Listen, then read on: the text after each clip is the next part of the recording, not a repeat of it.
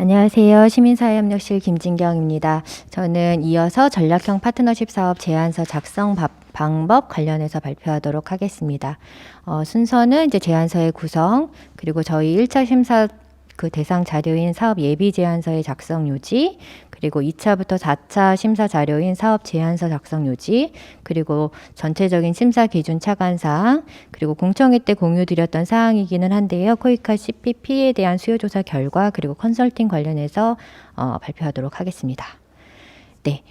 먼저 이제 두 개의 표가 있는데요. 왼쪽은 사업 예비 제안서에서 우선적으로 사업 제안 시에 1차적으로 제출해 주실 자료인데, 예비 제안서와 이제 단체 소개서가 있고, 단체 소개서는 이제 이후에 발표해 주실 이제 김경렬 과장님께서 발표해 주실 것이고, 저는 예비 제안서 중심으로 말씀드리도록 하겠습니다. 보여드리는 두 개의 표는 예비 제안서와 제안서의 표고, 보시면은 상당히 이제 유사합니다. 그래서 예비 제안서를 통해서 전체적인 사업의 방향과 큰 틀을 제시해 주시고, 사업 제안서 이제 2차 심사 대상부터는 그 정하신 사항들을 세부적으로 구체적으로 또 설명해 주신다고 보시면 되겠습니다. 예비 제안서와 제안서는 선정 후에는 실행 계획서에 기반이 되는, 물론 심사 대상 자료이기도 하는 동시에 선정 후에는 실행 계획서의 근거 자료가 되기 때문에 그 사업의 필요성, 그리고 구성하신 내용들의 적절성, 그리고 실제 실효성이 있는지 여부를 좀 입증하는 과정으로 그렇게 활용하시면 되겠습니다. 네, 그럼 이제 예비 제안서의 중심으로 먼저 발표하겠습니다. 사업 지금 이제 양식이 이후에 공개되긴 할 텐데요. 먼저 사업 개요를 작성하실 수 있는 표가 이제 들어가고, 이어서 사업 배경 및 근거 항목에 따라서 사업 배경, 전략적 부합성, 그리고 교훈 및 시사점 부분을 각각 작성하시도록 이제 표가 구성되어 있습니다. 사업 배경은 아마 전반적으로 이제 이해하시고 계실 거라고 믿고, 특히 이제 파트너 기관의 유사 사업 수행 경험이나 그동안의 성과, 기관의 전문성 등과 연계해서 이제 현지의 현황뿐만 아니라 종합적인 배경 사항을 제시해 주시고, 특히 본 사업의 이 전략형 파트너십 사업의 특징을 고려하셨을 때 이제 전략적 부합성이 상당히 중요한 부분인 것을 이해하고 계시리라 믿습니다. 그래서 특히 한국 정부 정책 및 전략, 또 코이카 컨트리 플랜, 그리고 국제개발협력 전략 및 목표, 현재까지 이제 SDG로 가름이 되고요. 그리고 대상국의 정책 및 전략과 연계하여서 각각 설명해 주시도록 이제 구성이 되어 있습니다. 또한 이 배경 및 근거의 주요 사항으로 이제 교훈 및 시사점의 항목이 있는데요. 앞에서도 이제 사업의 성과 부분이 있었는데, 이 부분에서는 그러한 성과들 또는 뭐 이제 현황들을 기반으로 주요 교훈과 시사점은 무엇이었고, 동사업에는 이제 어떻게 반영이 되어 있는지를 중심으로 기술하셔서 사업 배경과는 좀 차별화되어 작성해 주시면 되겠습니다. 네, 이제 사업 내용적인 부분에서는 변화 이론도와 사업 PDM으로 구성이 될 수 있는데요. 변화 이론도는 이제 저희가 근본에는 이제 5년을 사업 기간으로 하는 1단계 사업에 대한 심사이기는 합니다만, 전체적인 전략형 파트너십 사업은 전체적으로 최대 15년을, 즉 3단계 15년을 큰 그림을 갖고 진행되는 사업이기 때문에 일부 사항은 전체 사업 기간을 대상으로 제시하도록 되어 있습니다. 그래서 변화 이론도의 경우에는 전체 15년, 뭐 13년에서 15년이겠습니다만은 1단계, 2단계, 3단계까지 사업이 수행되는 것을 간주하셔서 큰 그림을 제시하여 주시고요. 이게 이제 이 큰 그림으로 했을 때는 활동, 산출물, 성과, 이제 그리고 임팩트 부분, 영향 부분으로 되어 있는데, 이 색깔의 그림은 이제 뭐 하나의 예시로 드린 건데, 뭐 1단계는 이 부분까지가 집중이 되는 것이고, 2단계는 초록색, 뭐 3단계는 이제 이렇게 오렌지색 이렇게 구분하였습니다. 이건 하나의 예시이고, 뭐 어떤 부분에서는 특정 활동은 1단계부터 3단계까지 계속 중복이 있을 수 있고, 그러니까 계속 연결하여 지원이 될 수 있고, 어떤 부분은 1단계에 이미 성과를 달성하고 2, 3단계에 순차적으로 진행이 될 수도 있고, 여러 가지 케이스가 있을 수 있기 때문에 변화 이론에 따라서 이제 사업별 작성하시면 되겠습니다.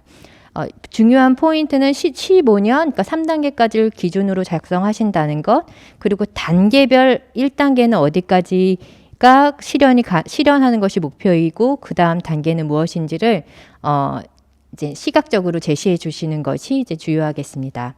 이 변화 이론도를 기반으로 사업에 이제 PDM을 작성하시도록 되어 있는데요. 사업의 PDM은 이제 변화 이론도는 큰 그림을 제시해 주시고 사업의 PDM은 기본적으로는 1단계를 기준으로 하여서 작성하시면 되겠습니다. 하지만 성과와 영향 부분에는 결국에는 3단계까지의 최종 목표를 담고 있기 때문에 저희가 PDM 예비 제안서의 양식을 보시면 필수로 하여서 이미 그 목표와 지표들이 포함되어 있습니다. 이 말은 필수 지표이고 목표이고 이것을 포함하여서 이제 뭐 추가적으로 그 사업의 특성에 맞추어서 추가적인 성과나 지표들을 추가하실 수 있습니다. 중요한 것은 지금 제시된 이 필수 요건의 목표와 지표들은 반드시 포함하셔야 된다는 것입니다. 이 사업의 경우에는 제가 이제 이렇게 빨갛게 점선으로 표시된 것이 예를 들어 1단계의 PDM에 반영이 되는 것입니다. 그래서 구체적으로는 이 아웃컴 요 2개까지가 직접적으로 달성 가능한 것이고 궁극적인 방향의 1단계는 이 아웃컴과 임팩트까지를 포함한다라고 했을 때 이런 식으로 예시로 보여드리는 것입니다. 참고해 주시면 되겠고요. 네, 사업의 예산도 이제 지금 예비 제안서는 전체의 그림과 또 일부 사항에 대해서는 1단계에 집중하여서 주시도록 이제 구성이 되어 있는데 예산도 2가지 항목으로 구분이 되어 있습니다. 그래서 첫 번째로는 전체 사업 기간 3단계까지의 예산 계획, 그리고 코이카 분담금의 규모도 큽니다만 자부담의 규모도 크기 때문에 어떻게 자부담을 동원하실 계획이신지를 기술하셔 주시면 되겠고, 그 다음 항목으로는 다음과 같은 표가 이제 들어가 있어서 1단계에 해당하는 예산 계획은 항목별 주요 마일스톤별로 어떤 사항들이 대략적으로 들어가 있고 대략적인 예산과 비중에 대해서 이제 작성해 주시면 되겠습니다. 1단계에서는 예산안이 필수 첨부 자료가 아니기 때문에 이제 이것으로 전체 예산의 어떤 큰 그림을 공유한다고 보시면 되겠습니다. 네, 다음은 이해관계자 및 파트너인데요. 이 항목에 해당하는 것은 이제 수혜자 그리고 국내 및 현지 파트너십으로 되어 있습니다. 수혜자는 중요 사항은 본 사업에서 수혜자가 누구인지, 그리고 그 수혜자의 선정 사유와 근거, 그리고 수혜자의 규모, 그 해당 규모가 관련된 수혜자의 해당 사업 대상국의 대상지에 약 어느 정도의 비중을 저희가 이 사업을 통해서 커버하는 것인지에 대한 규모 산정의 근거, 적절성 등을 기술해 주시면 되겠습니다. 가능하시다면 이제 남녀 이렇게 구분해 주실 수 있는 경우에는 이 구분하는 것을 권고드리고요. 또 남녀 외에도 아동이나 장애인 등의 특정 그룹을 세분화할 수 있다면, 또 그것이 직접적으로 타깃이 되어 있다면은 세분화하여서 제시해 주시기를 이제 권고드립니다. 각각의 파트너십도 이제 협력하는 파트너십을 모두 조직명과 역할, 또 협력 체계, 또 그 파트너십을 통해서 어떤 시너지가 제고가 가능한지를 기술해 주시면 되겠습니다. 네, 다음으로는 이제 사업 관리와 성과 관리 부분인데요. 사업 관리는 워낙 장기간 수행이 되는 사업이기 때문에 어떻게 오너십과 리더십을 가지고 수행할 것인지, 이 관리 체계, 그리고 굉장히 많은 국내 및 현지 파트너, 그리고 이해관계자, 그리고 굉장히 많은 규모의 수혜자들이 예상이 되기 때문에 효과적이고 효율적으로 사업을 수행하고 운영할 수 있는 그런 방안에 대해서 명시해 주시도록 이렇게 되어 있고, 성과 관리는 전략형 사업은 모든 사업이 외부 전문가를 통해서 성과 관리를 운영하시도록 이렇게 필수 요건으로 되어 있는데요. 그렇다면 어떻게 이 팀을 이제 운영할 것이고, 또한 가장 중요한 것은 외부에서 이제 함께 협업을 해야 되기 때문에 어떤 구조로 체계로 운영을 하실 것인지, 특히나 그런 성과 결과에 대해서는 어떤 체계를 통해서 계속적으로 환류하고 사업의 개선에 이제 사업이 개선될 수 있는 구조로 운영하실 것인지에 대한 운영 방안에 대한 부분이겠습니다. 또한 외부 전문가를 통해서 운영합니다만 파트너 기관 내에서는 이제 누가 포컬 포인트로서 담당하게 될 것인지 구체적인 역할은 무엇인지를 명시하도록 되어 있습니다.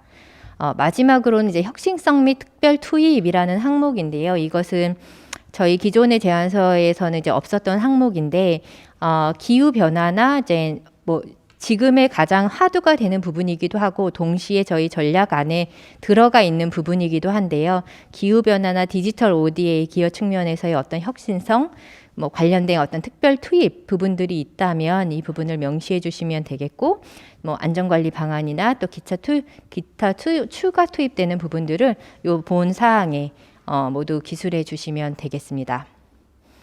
네.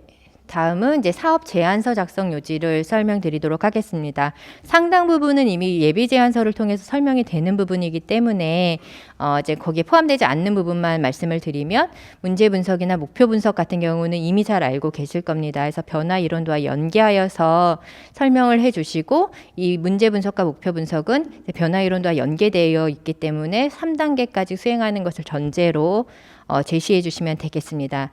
또 새롭게 이제 들어간 부분이 추진 여건 분석인데요. 이전에는 뭐 교훈이나 시사점, 유사사업 분석 등으로 좀 구분되어 있었던 것이 이제 하나의 추진 여건 분석이라는 항목 안에 모두 들어가 있는 구성인데, 보시면은 이제 동사업 추진에 필요한 모든 사회적, 제도적, 환경적 요인을 다 분석하는 거라고 보시면 되겠습니다. 그래서 가장 중요한 것으로는 대상국의 관련 법이나 제도나 필수 인프라, 그리고 사업 대상지의 어떤 형태, 접근성, 치안, 또 현지의 정부나 주요 기관 간의 협력 가능성, 이런 부분들, 또 기존 사업을 통해서 얻은 교훈이나 시사점들, 특히 이런 추진 여건과 관련된 부분에서요. 그리고 파트너 기관이 기존의 유사 사업을 수행한 이력이 있다면, 뭐 해당 국에서 또는 뭐 인접국에서 했다면은 그것도 또한 추진 여건에서 굉장히 유리한 사항이기 때문에 모두 명시해 주시면 되겠습니다. 네, 다음은 이제 사업 세부 추진 방안인데요. 앞에서는 예산적인 부분에서도 예비 제안서에서나 또 PDM 외에는 사실 세부적인 추진 방안을 제시하는 부분들이 예비 제안서에서는 포함되어 있지는 않습니다. 그래서 본 제안서에서는 이 세부 추진 방안을 좀 상세하게 작성하실 필요가 있겠고요. 여기도 이제 두 개의 항목으로 구분되어 있습니다. 그래서 해당 챕터에 이제 1단계 상세 계획, 이 부분은 실질적으로 PDM을 수행하는 데 있어서 1단계 사업 기간 5년 동안의 구체적인 계획들을 제시해 주시고, 그리고 그 다음 이제 항목에서는 2단계, 3단계까지 추진할 시 어떤 식으로 이제 그 2단계, 3단계의 계획들이 되어 있는지를 향후 계획으로 작성해 주시면 되겠습니다. 이 세부 추진 방안은 결국 제안하시는 사업에서 타깃하는 전략의 목표, 그리고 분석하신 변화 이론의 결과, 그리고 그것이 반영된 PDM, 그리고 세부 추진 방안, 그리고 이후에 설명드릴 성과까지 모두 이렇게 연결되는 것이 굉장히 주요하겠습니다. 그래서 작성하시고 검토하실 때 이런 연결들이 서로 이렇게 일치하도록 작성이 되었는지에 대한 점검이 필요하겠습니다. 다음으로는 사업팀의 구성인데요. 이 부분에서는 기존 사업들과의 차이가 있어서 보시면, 우선은 핵심 투입 인력은 본부 현지 각 1인씩 지정하도록 되어 있습니다. 그래서 사업 책임자를 포함해서 핵심 투입 인력은 최소 3인의 지정이 필수입니다.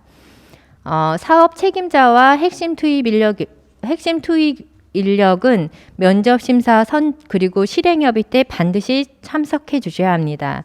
일부 핵심 투입 인력이 뭐 현지에 계신 경우도 있을 것이고 또 현지인인 경우도 있을 것이기 때문에 이런 경우는 저희가 모두 반영해서 운영할 수 있도록 하겠습니다. 또 사업 선정 이후에 특별한 이유 없이 사업 책임자나 핵심 인력을 변경하는 경우에는 사업 선정의 취소와 제재가 부과될 수 있으므로 안정적으로 사업을 착수하고 수행할 수 있도록 사업팀을 구성해 주시길 바라겠습니다. 네, 다음은 이제 심사 항목인데요.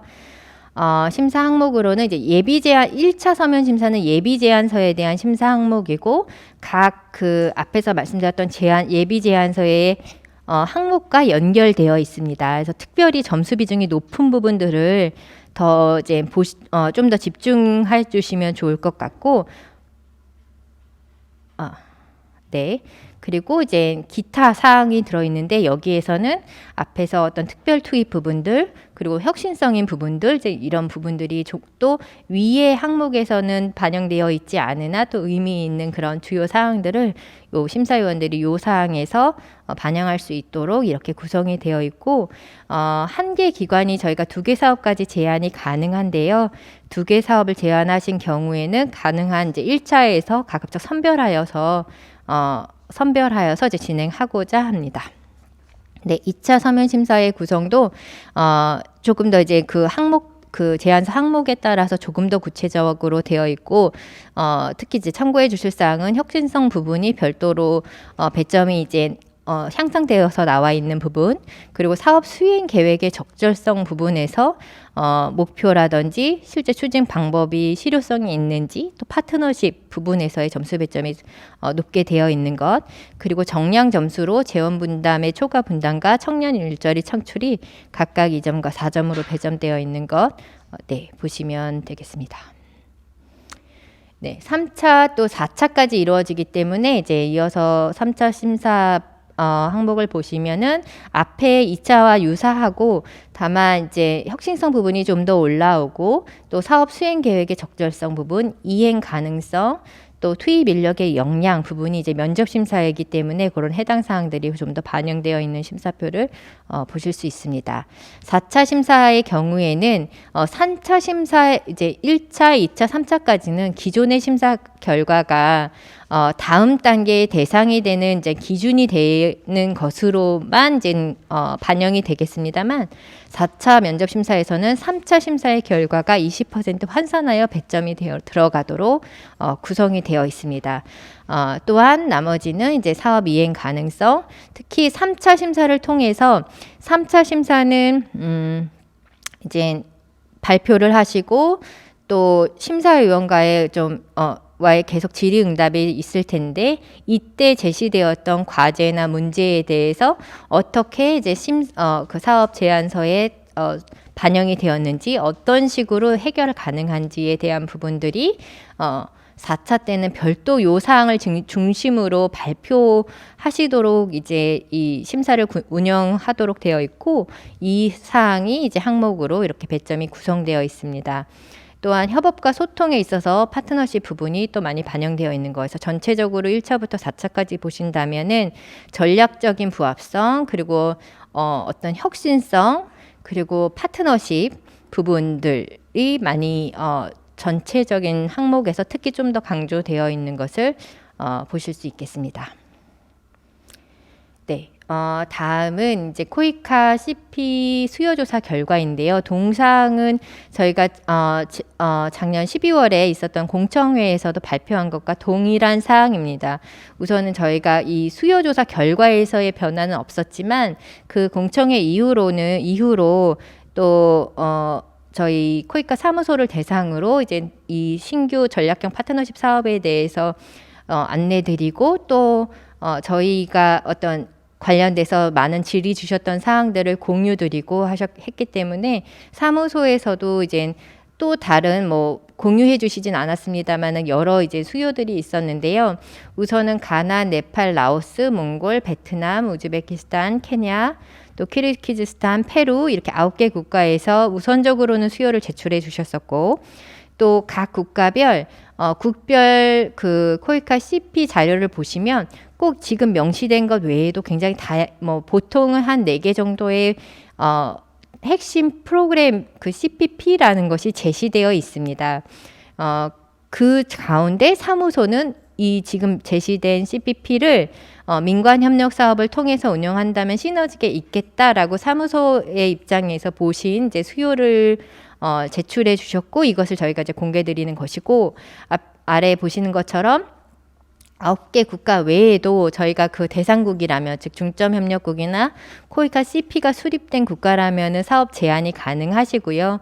이 9개 국가에서도 제시된 요 CPP 외에 다른 프로그램도 제안은 가능하십니다. 다만 저희가 이제 규모 있게 운영이 되고 또 해당국의 사업지나 파트너십이나 여러 부분에서 중복을 피하고 또 시너지를 높이고 이런 방식으로 운영이 굉장히 중요하기 때문에 사전 컨설팅을 이제 권고를 드리고 있습니다. 네, 마지막으로는 이제 컨설팅 관련해서 말씀드리겠습니다. 컨설팅은 이제 1월까지, 그래서 1월 29일 금요일 6시까지 진행이 가능하십니다. 그래서 저희 코이카 본부나 사무소로 직접 요청을 주시면 되겠고요. 이메일로 먼저 일정을 말씀 주시면 저희가 최대한 그 주신 일정 안에서 가장 빠른 시간 안에 좀 컨설팅 진행할 수 있도록 하겠고, 준비사항은 별도의 양식을 있는지 문의 주시는 경우가 많은데 양식은 없고요. 보통 이제 좀 더 효율적으로 진행하기 위해서 사업에 제안하시는 국가들 리스트, 그리고 또 검토하시는 국가들 중에서도 특히 어떤 프로그램에 제안하시고자 하시는지 등을 적어도 이제 이 기본 틀은 가지고 공유해 주시면 이제 저희가 조금 더 효과적으로 컨설팅을 진행할 수 있겠습니다. 본부나 또 사무소와 직접 또 소통이 가능하실 텐데 중요한 사항은 이제 그 해당국의 제안을 준비하고 계시는 부분과 중복되는 사업은 없는지, 또 중복 가능성이나 또 어떤 식으로 시너지를 높일 수 있을지, 또 주요 파트너십 차원에서의 어떤 주요 정보들, 또 수혜자나 이해관계자 관련된 정보들을 중심으로 컨설팅을 하시면 또 실제 사업을 계획하시는 데 좀 더 도움이 되리라 생각하고 있습니다. 네, 저는 이상으로 발표를 마치고요.